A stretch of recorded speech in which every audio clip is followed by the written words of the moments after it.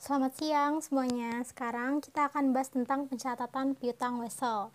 Nah, Ibu ulas sedikit lagi, piutang wesel itu hampir sama dengan piutang kredit, tapi penjualan kredit itu mereka jangka waktunya biasanya lebih singkat daripada piutang wesel. Piutang wesel itu biasanya 60 hari atau lebih gitu. Tapi kalau misalkan penjualan kredit itu biasanya hanya 30 hari.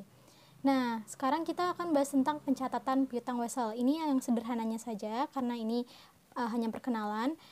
Untuk lebih jelas lagi nanti kita akan memasuki bab piutang wesel. Tapi ini untuk secara singkatnya saja atau secara garis besarnya saja. Nah, bagaimana pencatatan piutang wesel? Contohnya gini.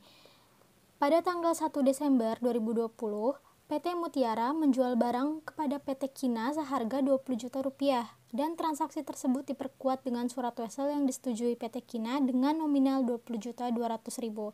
Jadi karena dia menggunakan wesel, maka nominal yang tadinya 20 juta jadi 20 juta 200 ribu dan berjangka waktu 3 bulan.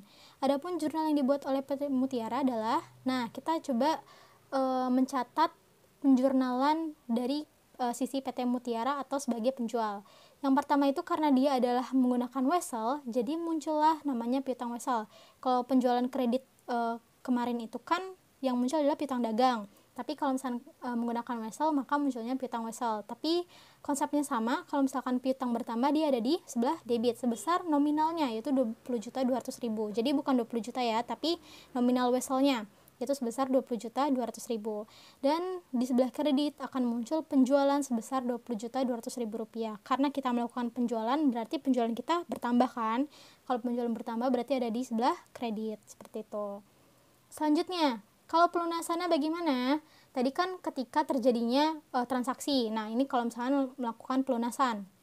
Contohnya, pada tanggal 1 November 2020, PT Mutiara menjual barang kepada PT Kina seharga 20 juta rupiah dan menggunakan surat wesel yang disetujui oleh PT Kina dengan nominal sebesar 20 juta 200 ribu rupiah berjangka waktu 3 bulan. Nah, ternyata pada tanggal 1 Desember 2020-nya, PT Kina berhasil melunasi piutangnya tuh. Nah, bagaimana tuh pencatatannya? Sama seperti ketika pencatatan penjualan kredit kemarin, tapi kalau misalnya di sini yang membedakan adalah piutang weselnya. Kalau penjualan kredit kemarin kan piutang dagang kan, berarti sekarang piutang wesel.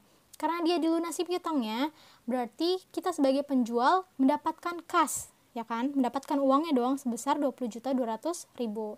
Nah, karena kita piutangnya itu sudah dilunasi, berarti piutang kita berkurang.